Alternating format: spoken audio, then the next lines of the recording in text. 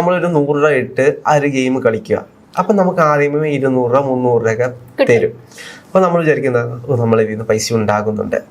കുറെ കഴിയുമ്പോഴത്തേക്കും അതേ പൈസ തന്നെ അവർ കൊണ്ടുപോകും. നമ്മുടെ ഈ ഫോമോ ഇല്ലേ, അതായത് ഫിയർ ഓഫ് മിസ്സിംഗ് ഔട്ട്, നമ്മുടെ പൈസ പോകും. ഇതിന്റെ തന്നെ മെയിൻ അഡ്വർടൈസ്മെന്റ് ചെയ്യുന്ന ചിലപ്പോൾ ബോളിവുഡ് ആക്ടേഴ്സ് ഒക്കെ ആയിരിക്കും. പക്ഷെ ആ അഡ്വർടൈസ്മെന്റ് ഒരു പ്രത്യേകതയുണ്ട്.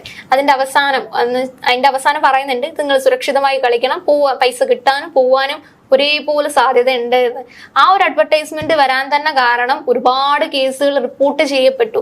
ഇത്തരം കമ്പനികൾക്കെതിരെ കേസുകൾ വന്നു. ഇപ്പം ഇത് ഒരു ബെറ്റ് ഗെയിംസ് ആണ്. ഒരുപാട് ആൾക്കാർക്ക് ജീവൻ നഷ്ടപ്പെട്ടു, ലക്ഷങ്ങള് നഷ്ടപ്പെട്ടു അതിനുശേഷം. അതായത് ഞാനിപ്പോ അത് ഗെയിം കളിച്ചു തുടങ്ങിക്കഴിഞ്ഞാൽ ഞാൻ അതിനകത്ത് അഡിക്റ്റഡ് ആയി പോകുമ്പോൾ ഞാൻ എത്ര രൂപ വേണമെങ്കിലും അതിൽ മുടക്കാൻ തയ്യാറായിരിക്കും.